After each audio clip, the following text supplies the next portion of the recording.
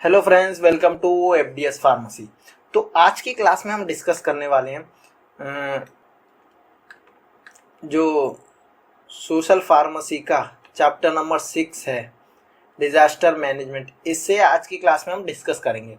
इसके जो टॉपिक्स आज के हम कवर करने वाले हैं, तो देखिए सबसे पहले हम डिजास्टर मैनेजमेंट देखेंगे, एडवांटेजेस ऑफ डिसएडवांटेजेस देखेंगे उसके, और टाइप्स ऑफ डिजास्टर देखेंगे, जैसे एर्थक्वेक हो गया, cyclone, management of flood, management of landslide. और रोल देखेंगे फार्मासिस्ट का क्या रोल है डिजास्टर मैनेजमेंट में, और role and responsibility of national pharmacy emergency response team, यानी जो एनएपीआरटी टीम होती है उसका क्या रिस्पॉन्स है, वो भी हम देखेंगे आज की क्लास में। तो ये सारे टॉपिक्स आज की क्लास में हम कवर करने वाले हैं। अगर आप इनकी पीडीएफ नोट डाउनलोड करना चाहते हो तो हमारी वेबसाइट पर से कर सकते हो, fdspharmacy.in से, और डिस्क्रिप्शन में भी लिंक है, वहाँ से भी जाके आप डाउनलोड कर सकते हो। और हमारे टेलीग्राम चैनल को जरूर ज्वाइन करें, वहाँ पे हम डेली अपडेट डालते रहते हैं, जिससे कि आपकी एग्जाम की प्रक्रिया अच्छे से हो जाएगी। तो चलिए आज की क्लास को हम स्टार्ट करते हैं। सबसे पहले देखते हैं डिजास्टर मैनेजमेंट। डिजास्टर मैनेजमेंट यानी डिजास्टर तो आपको पता ही है कि कुछ भी अनहोनी हो जाना, उसका मैनेजमेंट यानी अगर वो हो जाए तो उससे पहले ही उसको मैनेज कर लेना। ये यानी मैनेजमेंट एक तरह का कि पहले से ही अगर कुछ होने वाला है तो उसके बारे में पहले ही सोच के चलना और पहले ही प्लानिंग करके रखना कि अगर वो हो गया तो कैसे हमें रहना चाहिए, कैसे क्या करना चाहिए, वो चीज होती है disaster management.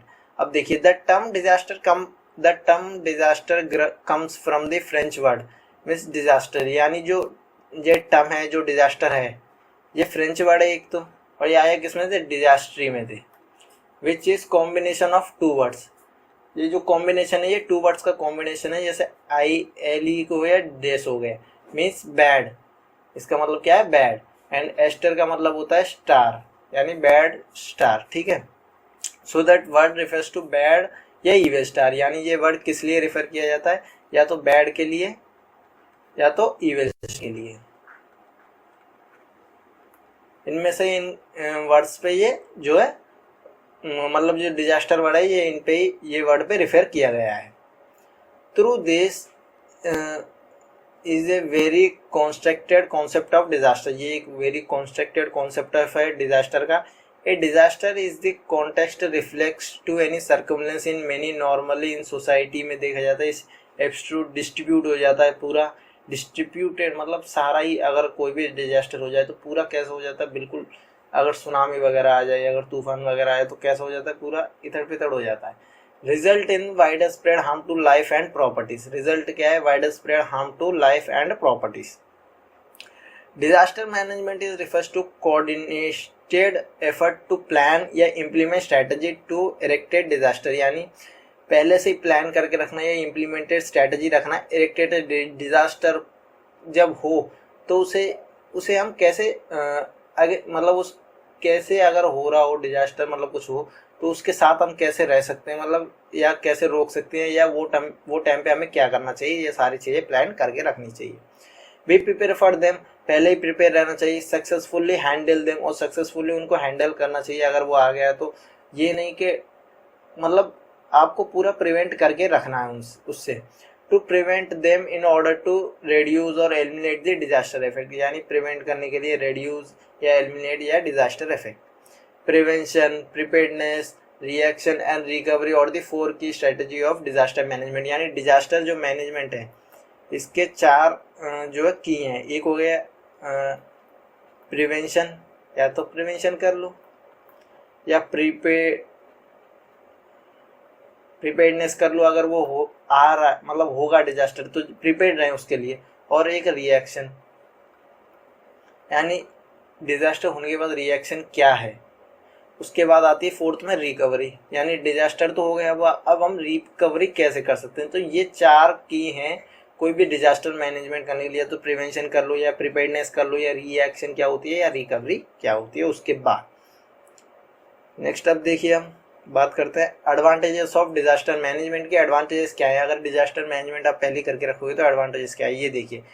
It involve predicted a forthcoming threat and taking priority safety measure to reduce the disaster effect, यानी इससे यह है कि आप प्रेडिक्ट कर सकते हो, फोरकास्ट मतलब फोरकमिंग थ्रेड कर सकते हो कि किस दिन आने वाली है, कि मतलब किस दिन आने वाली है, या कितने समय पे आने वाली है, तो आप क्या को रिड्यूस कर सकते हो जो डिजास्टर इफेक्ट होगा उसको।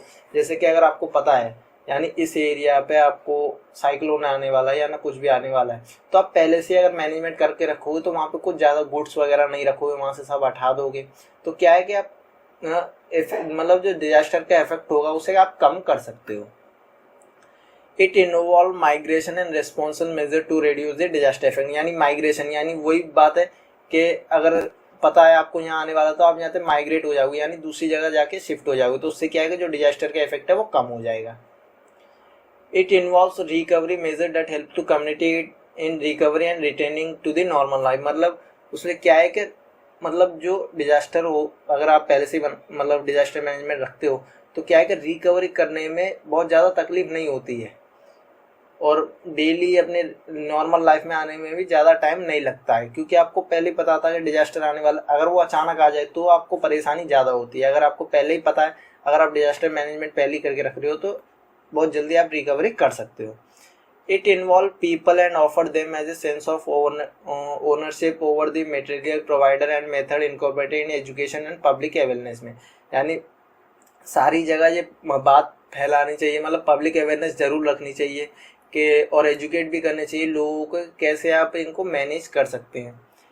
It target particularly community to fulfil their urgent requirement, यानी सब मतलब डिजास्टर मैनेजमेंट से क्या होता है कि कम्युनिटीज़ जो होती हैं उनकी फुलफिल जो रिक्वायरमेंट होती है उनको पूरा करा जाता है, यानी उनकी जो रिक्वायरमेंट होती है उनकी फुलफिल करी जाती है अर्जेंट में। इट एम्पावर्स और boost people with the knowledge and ability they need for helping themselves at the time of disaster when outside help is still on the way, यानी इससे क्या है कि एम्पावर जग जाती है, मतलब लोग अपने आप को बूस्ट कर लेते हैं और उनको नॉलेज भी हो जाती है कि हम कैसे अपने आप को बचा सकते हैं इस डिजास्टर से, जब तक बाहर की हेल्प नहीं आ सकती, जब तक मतलब अपने आप कैसे them self eight the time of disaster के टाइम आप अपने आप को कैसे बचा सकते हो, उससे ये पता चल जाता है। अगर एडवांटेज मतलब बात करें डिजास्टर मैनेजमेंट के बारे में हम पहले से ही सोच के रखते हैं। तो नेक्स्ट अब हम देखते हैं टाइप्स ऑफ डिजास्टर मैनेजमेंट। देखिए टाइप्स की बात करें तो नेचुरल हजार्ड सच एज एर्थक्वेक हो गया, लैंडस्लाइड हो गया, साइक्लोन या वोल्केनिक इरप्शन, फायर्स, फ्लड्स और cyclone kill many people and destroy property each year. ये जो सारी चीज़ें बहुत ही लोगों को ख़त्म भी कर देती हैं और डिस्ट्रॉय बहुत ही चीज़ destroy. Natural disaster have become more frequently, यानी जो नेचुरल डिजास्टर है ये मोर फ्रीक्वेंटली है severe because of the world rapidly grow population. क्यों? क्योंकि पॉपुलेशन की ग्रोथ हो रही है वर्ल्ड में और growing concentration in dangerous environment, ठीक है, इस वजह से ये जो चीज़ें हैं वो ज़्यादा देखने को मिल रही हैं। नेक्स्ट देखते हैं, सबसे पहले हम बात करते हैं एर्थक्वेक के बारे में। One of the most dangerous natural disaster is an earthquake, यानी जो सबसे ज़्यादा डेंजरस है वो एर्थक्वेक है। Which is suddenly shake of earth crust, यानी ये सडनली क्या है कि शेक कर देता है अर्थ क्रस्ट को। देखिए अब हम बात करने वाले हैं एर्थक्वेक के बारे में। One of the most dangerous natural disaster, ये एक बहुत ज़्यादा डेंजरस नेचुरल डिजास्टर है, is an earthquake which is suddenly shaking of earth crust, यानी इसमें क्या होता है कि सडनली शेकिंग स्टार्ट होती है, अर्थ मतलब अर्थ क्रस्ट होता है उसमें शेकिंग ऐसे शेकिंग स्टार्ट होती है, उसके बाद जो होता है। It can be strict at any time of year, यानी ये कभी भी आ सकता है ईयर में, एट एनी आवर किसी भी घंटे में, डे हो या नाइट हो, कभी भी आ सकता है विद सडन इम्पैक्ट के साथ। एंड लेटर और मोर लिटर और warning science because of which forecasting become difficult, यानी इसके बहुत ही कम वार्निंग साइंस हैं, बहुत ही कम, जिसकी वजह से इसकी फोरकास्टिंग नहीं हो पाती है। The vibration of an earthquake have a variety frequency, मतलब जो वाइब्रेट होता है जब एर्थ, उसकी वेराइटी ऑफ फ्रीक्वेंसी होती है। The actual recur process last for few second to 1 minute, यानी फ्यू सेकंड से 1 मिनट तक में। An earthquake has the to demolish building and infrastructure within few second में, यानी एर्थक्वेक इतना डेंजरस होता है कि वो मतलब कुछ ही सेकंड में जो बढ़िया बढ़िया बिल्डिंग होती है, जैसे आप ये देख सकते हो, देखो मतलब कितना भी बढ़िया इंफ्रास्ट्रक्चर वो हर एक को तोड़ फोड़ के कर देती है और किल मतलब बहुत लोगों की जान चली जाती है, इंजरी हो जाती है, ठीक है। बहुत जगहों पे देखिए ये कैसे लोगों को निकाल रहे हैं, ये एर्थक्वेक की वजह से हुआ है। इट डिस्ट्रॉय एंटायर कम्युनिटी, पूरी कम्युनिटी को ये डिस्ट्रॉय कर देती है। And also have the potential to disable the government, यानी इसमें इतना भी पोटेंशियल होता है कि ये गवर्नमेंट को बिल्कुल डिसेबिलिटाइज कर दे, इकोनॉमिकल स्टेटस को बहुत ख़राब कर देती है। And social structure of the country को भी ये ख़त्म कर देती है, यानी जो सोशल स्ट्रक्चर होता है कंट्री का वो भी, क्योंकि भाई इंफ्रास्ट्रक्चर सारे चले जाएंगे, जो बड़े बड़े बिल्डिंग्स वगैरह वो हैं देखने के लिए वही चले जाएंगे, तो फिर क्या होगा, गवर्नमेंट को तो बहुत लॉस होगा ही होगा, बहुत तकलीफ होनी पड़ती। देखिए कुछ इमेजेस हैं वो उसके एर्थक्वेक की, तो देखिए इफेक्ट ऑफ एर्थक्वेक देखते हैं।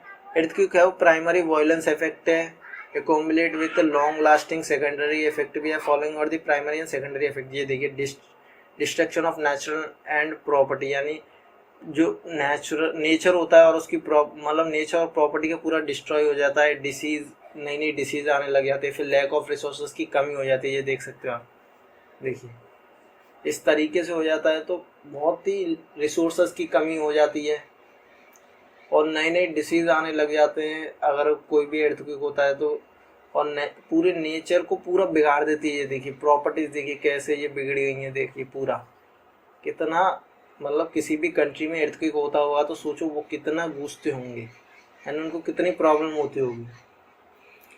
नेक्स्ट अब देखते हैं हम कि remedial major for an earthquake, यानी क्या हम मैनेजमेंट कर सकते हैं, यानी हम पहले से क्या करके रख सकते हैं वो देखिए। अगर क्या हमें करना चाहिए या एर्थक्वेक के बाद क्या करना चाहिए वो देखेंगे।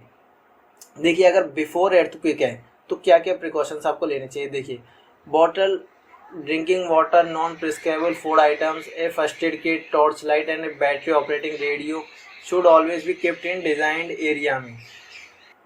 ये सारी चीज़ों को एक बढ़िया जगह पे आपको रखना है जो कि काम आ जाए जब एर्थक्वेक के टाइम पे।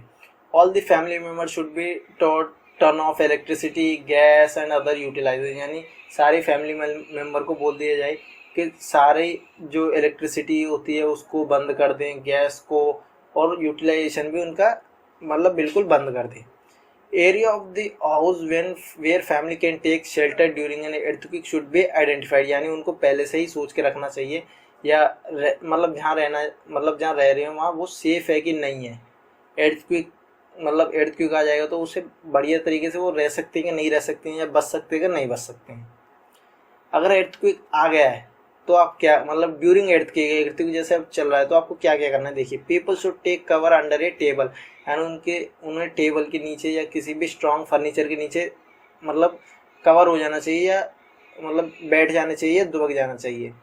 New sit and stay close, यानी बैठ सकते हो या मतलब कुछ भी करके उससे मतलब उसके नीचे दुबक सकते हो आप, मतलब शेल्टर कर सकते हो। They should hold on furniture legs for balance, यानी फर्नीचर के जो लेग्स होते हैं उसको होल्ड डाउन करके रखें बैलेंस के लिए। And prepare to move its cover, और प्रिपेयर रहे पहले से ही कि वहाँ से आप ना हले दे। ठीक है, ये तो हो गया फर्स्ट पॉइंट, यानी अगर एर्थक्वेक आ रहा है तो आपको सबसे पहले क्या करना है, जो भी मजबूत जगह है आपके घर में, जो भी मजबूत जगह है उसके नीचे जाके आपको छुप जाना है। उससे क्या है कि आप मतलब आप पर ज़्यादा वो नहीं आएगी। They should kneel or sit close to floor next to structure strong interior wall if study cover is not near, यानी आपको वहीं पे बैठ जाना है जहाँ पे मजबूत जगह है, मतलब आप जहाँ पर भी हो वहीं पे मजबूत जगह पे बैठ सकते हो। They should keep their hands, उनको अपने हाथ वहीं पे फ्लोर पे रखने हैं फॉर बैलेंसिंग के लिए। ठीक है, They should not run outside if inside, should never use the elevator, यानी अगर आप अंदर की साइड हो तो वो कभी भी भूल ना करके बाहर की साइड ना भागें। And should never use elevator को कभी भी यूज, मतलब इस टाइम पे तो बिल्कुल यूज ही ना करें एलिवेटर को। ठीक है, ये एर्थक्वेक के टाइम पे। अगर एर्थक्वेक हो गया है तो आफ्टर एर्थक्वेक आपको क्या क्या करना चाहिए। देखिए people should protect their feet from debris by wearing shoes और स्लीपर्स, यानी वो अपने पैरों को बचाएं, क्योंकि जहाँ पे मतलब वो एर्थक्वेक आ जाता है वहाँ पे आप देखा होगा बहुत कुछ टूट बिगड़ जाता है, जिससे क्या है कि पैर में कुछ ना कुछ चुभने की या लगने का डर होता है। तो आप अपने पैर को पहले ही कवर करें शूज से या स्लीपर से। They should be prepared for after shock following the initial tremor, यानी उनको पहले से प्रिपेयर, मतलब they should prepare for after shock, मतलब आफ्टर शॉक के बाद क्या होने वाला है उन्हें पहले से ही तैयारी करके रखनी चाहिए। They should check for fire hazard and should not use candles और लैंटेन्स, यानी उनको फायर हजार्ड मतलब लेनी चाहिए और उनको कैंडल्स वगैरह लैंटर्न वगैरह